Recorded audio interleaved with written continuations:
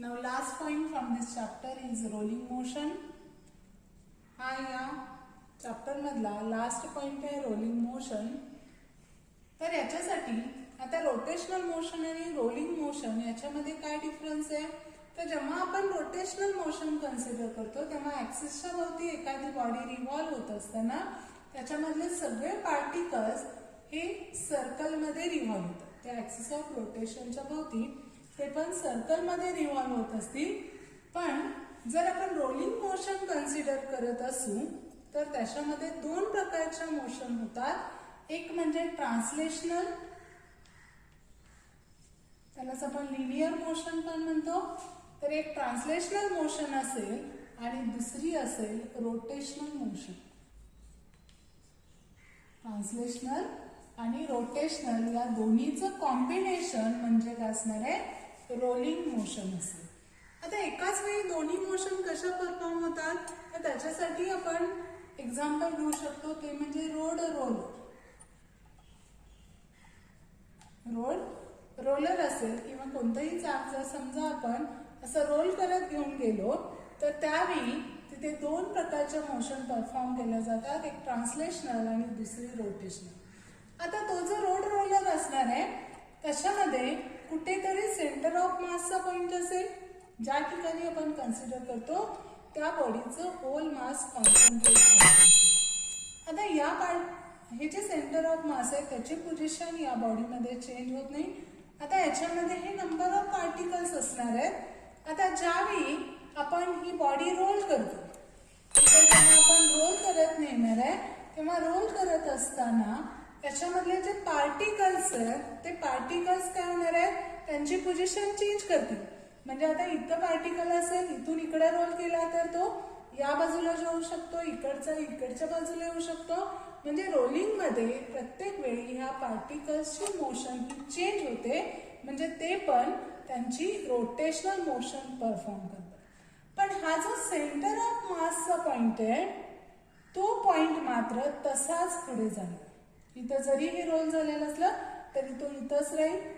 इथे जरी रोल झाला तरी हा पॉइंट इथेच राहणार आहे, इथे हा पॉइंट आहे तसाच राहील. म्हणजे जरी ही बॉडी रोल होत असेल तरी याच्यामधला जो सेंटर ऑफ मासचा पॉइंट आहे तो मात्र इथे ट्रान्सलेशनल मोशन परफॉर्म करतो. That's why this type of motion is called rolling motion. Means here there is combination of translational plus rotational motion. तर एकत्रित या दोन्ही मोशन्स परफॉर्म केल्या जातात, त्यामुळे या मोशनला काय म्हणतात, रोलिंग मोशन. आता ही जी रोलिंग मोशन आहे त्याची जर आपल्याला कायनेटिक एनर्जी काढायची असेल तर इथं असणारी जी बॉडी आहे त्याची टोटल कायनेटिक एनर्जी काढत असताना आपल्याला ट्रान्सलेशनल मोशन मधली त्याची कायनेटिक एनर्जी आणि रोटेशनल मधली कायनेटिक एनर्जी या दोन्ही कन्सिडर करावे लागते.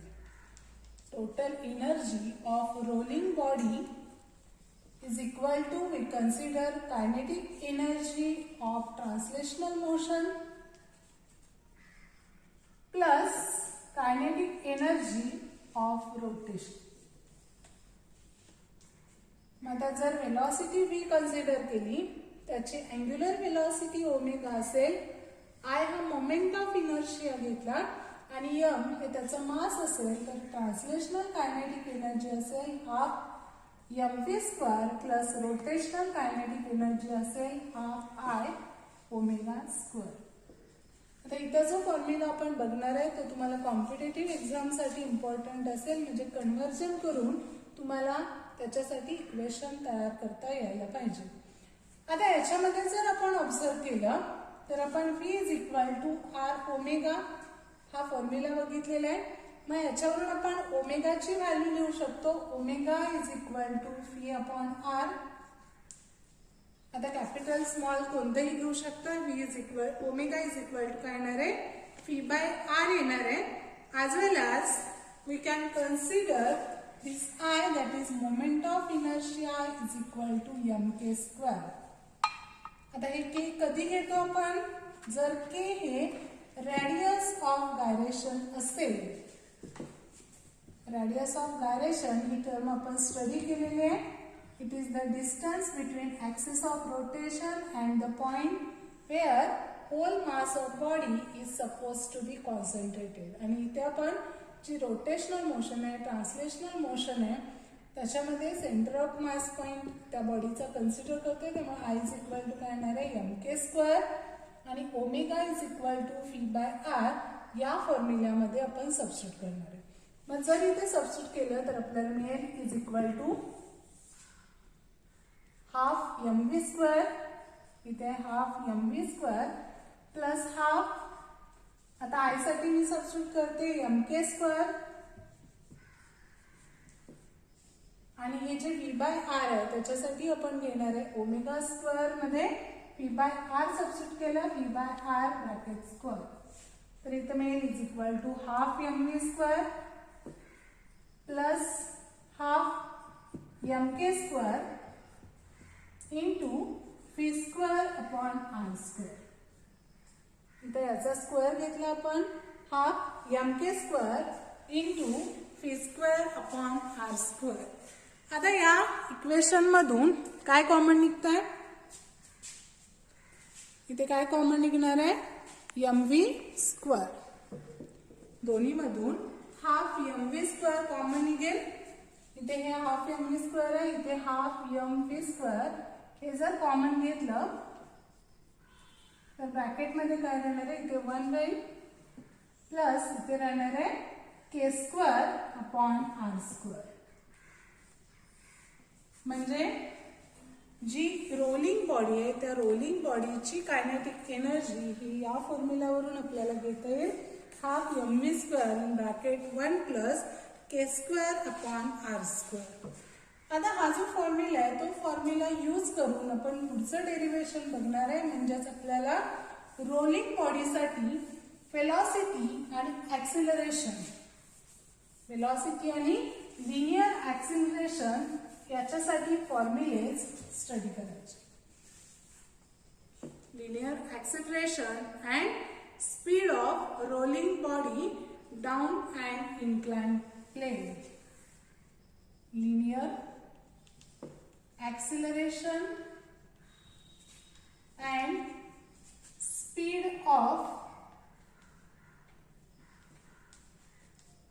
rolling body on an inclined plane. Inclined plane. तर इन्क्लाइन्ड प्लेन म्हणजे स्लोप असणारा प्लेन आपण कन्सिडर केला. तर हा स्लोप असणारा सरफेस इन्क्लाइन्ड प्लेन आपण कन्सिडर करतोय. या इन्क्लाइन्ड प्लेन वरती आपण काय करणार आहे तर एक स्फिअर किंवा एक स्फेरिकल बॉल इथे आपण रोल करणार आहे. त्याचं सेंटर आपण इथं कन्सिडर करूया A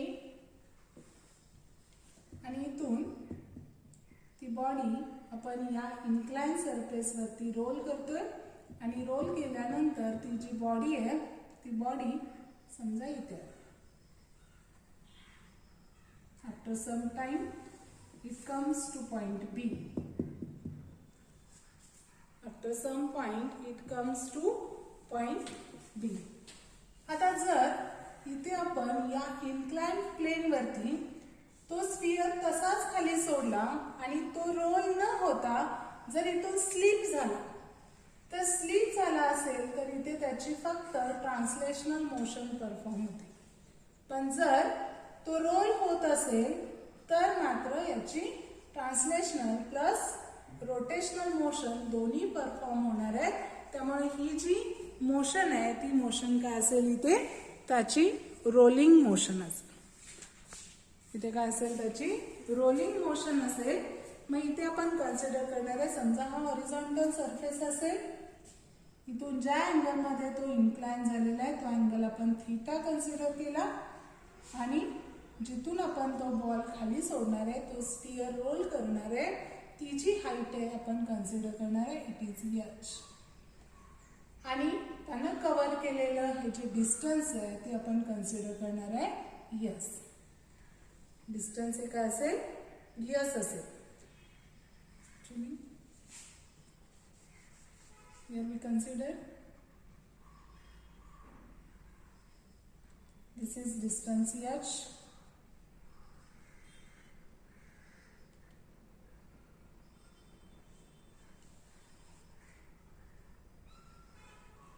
and this is angle theta.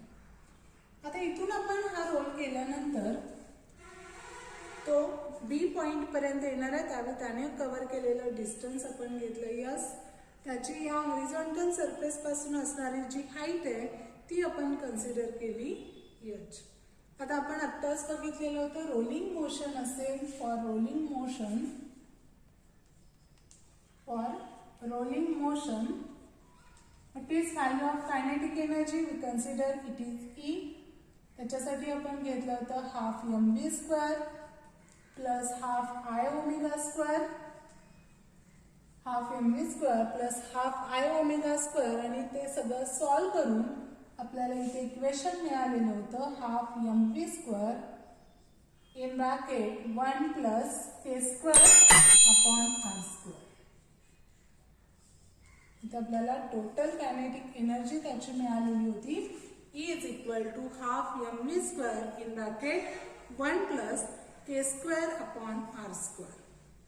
आता आपल्याला इथे फी काढायचे. मग फी काढण्यासाठी आपण काय करणार आहे, तर जेव्हा बॉल ए च्या ठिकाणी असेल आणि त्यानंतर बी च्या ठिकाणी आला असेल तरी त्यांची टोटल एनर्जी ही कॉन्स्टंट राहते. म्हणजे law of conservation of energy use करायचे. using law of conservation of energy,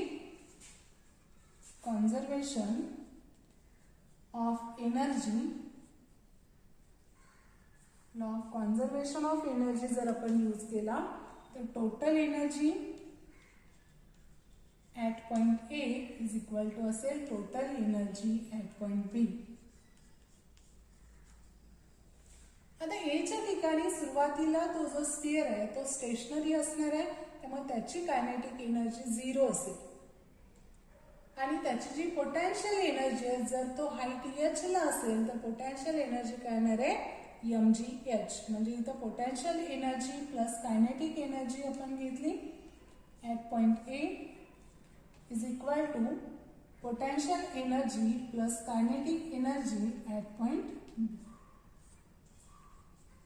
The potential energy at point A is considered as mgh and kinetic energy at point A is 0 because at point A the sphere is stationary or it is at rest is equal to potential energy at point B.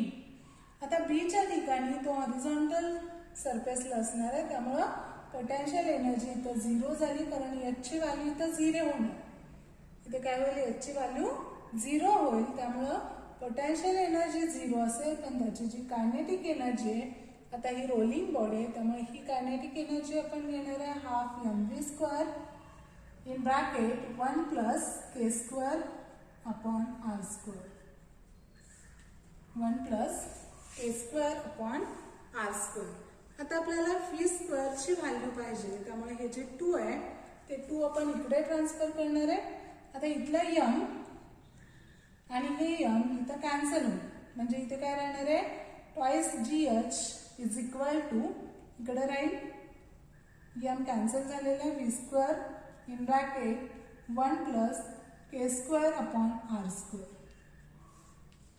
आता परत याच्यावरून आपल्याला V square लिहिता येईल. This implies V square is equal to, आता V square is equal to लिहायचं, त्यामुळे ही जी term आहे याला डिनॉमिनेटरला जाईल म्हणजे 2gh divided by 1 plus K square upon R square. इथं राहणार आहे 2gh divided by 1 plus K square upon R square.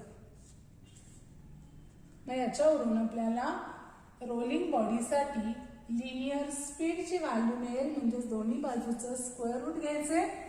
दोन्ही बाजूचं स्क्वेअर रूट घेतलं तर इथं आपल्याला मिळेल फी इज इक्वल टू, हे टोटल टर्म आपण स्क्वेअर रूट मध्ये सबस्टिट्यूट करणार आहे म्हणजे square root of 2gh divided by upon R square. तर आपण फॉर्म्युला लक्षात ठेवायचे. रोलिंग बॉडीसाठी जे लिनियर स्पीड आहे ते लिनियर स्पीड असेल v is equal to square root of 2gh divided by 1 plus K square upon R square. आता आपल्याला कॅल्क्युलेट करायचे ती म्हणजे त्याचं लिनियर ॲक्सेलरेशन. आता हे लिनियर ॲक्सेलरेशन काढण्यासाठी आपण कायनेमॅटिकल इक्वेशन यूज करणार आहे, जे आपलं थर्ड कायनेमॅटिकल इक्वेशन आहे. v square is equal to u square plus 2as. Equation आहे आपलं v square is equal to u square plus 2as. आता v म्हणजे त्याची फायनल वेलॉसिटी असेल, u म्हणजे इनिशियल वेलॉसिटी असेल. आता सुरुवातीला तो जो स्फिअर आहे किंवा ती जी स्पेरिकल बॉडी आहे ती काय असेल, इथे स्टेशनरी असेल. मग जर ती रेस्टला असेल तर initial velocity of that body is 0. त्यामुळे त्याची इनिशियल वेलॉसिटी काय असणार आहे, 0 असेल. मग आता जर इनिशियल वेलॉसिटी 0 असेल तर इथं v square is equal to काय मिळेल, v square is equal to 2as. v square is equal to काय येणार आहे, 2as येईल. मग आता आपल्याला v ची व्हॅल्यू माहिती आहे किंवा v स्क्वेअर पण आपण कॅल्क्युलेट केलेलं होतं किंवा त्याच्यावरून v स्क्वेअर लिहिता येईल. v square is equal to 2gh divided by 1 plus K square upon R square. याच्यावरून आपण v स्क्वेअर लिहूया. v स्क्वेअर काय असेल, 2gh divided by 1 plus K square upon R square is equal to 2as. आता इथे 2 cancel होईल. इथे राहणार आहे gh divided by 1 plus K square upon R square is equal to a into s. आता परत या फिगरवरून जर आपण जॉमेट्री यूज केली तर हे जे h आहे आणि हे s आहे, s हे काय होणार आहे, इथं हायपोटेन्यूज होईल. हा राईट अँगल ट्रायंगल असेल. त्यामुळे जर आपण याच्यामध्ये साइन थीटा डिफाइन केला, याच्यामध्ये जर साइन थीटा डिफाइन केला तर sine theta is equal to काय असेल, h upon s. Sine theta is equal to काय येणार आहे, h अपॉन s येईल. म्हणजेच फ्रॉम फिगर इथे आपण लिहू शकतो, फ्रॉम फिगर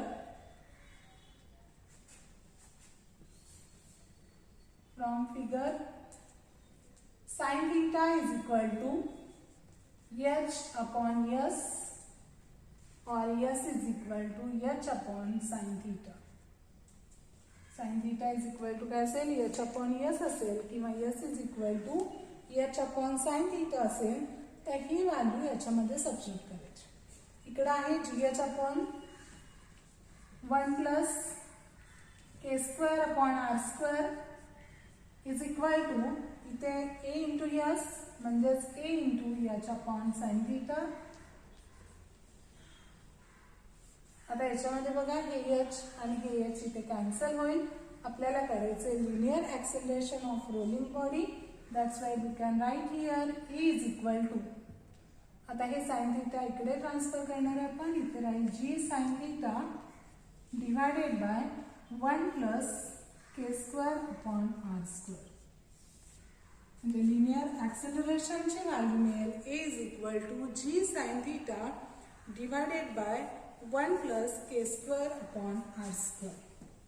म्हणजे इथं आपल्याला ॲक्सेलरेशन मिळालं आणि स्पीडसाठी स्पीड काय असणार आहे, v is equal to square root of 2gh divided by 1 plus K square upon R square.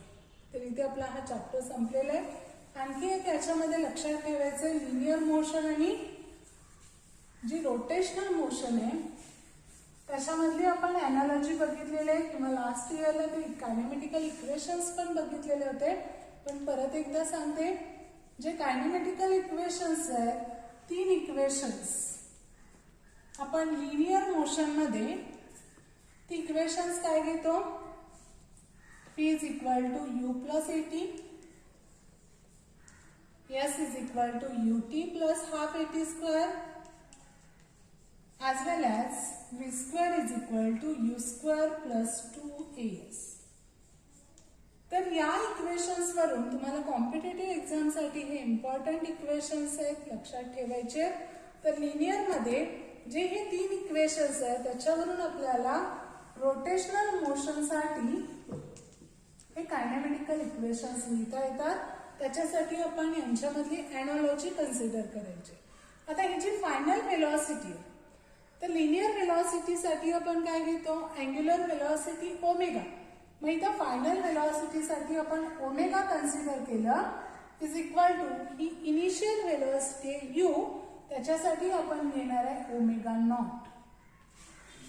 काय घेतलं, व्ही साठी ओमेगा, यू साठी ओमेगा नॉट प्लस एटी. ए म्हणजे ऍक्सेलरेशन आहे, त्याच्यासाठी रोटेशनल मोशन मध्ये अँग्युलर ऍक्सेलरेशन आपण घेतो अल्फा, आणि टाइमसाठी आहे तसंच येणार. म्हणजे इथं पहिलं इक्वेशन मिळेल omega is equal to omega not plus alpha t. या इक्वेशन वरून हे जे यस आहे लिनियर डिस्प्लेसमेंट, त्याच्यासाठी आपण घेतो angular displacement theta is equal to, परत यू आलं त्याच्यासाठी omega not into t, t आहे तसं प्लस हाफ, ए साठी परत अल्फा आणि हे टी स्क्वेअर म्हणजे half alpha T square. And another equation for V omega square, for you omega naught square plus 2. For A it is alpha and for S it is theta, that is omega square is equal to omega naught square plus 2 alpha theta. These are kinematical equations for rotational motion.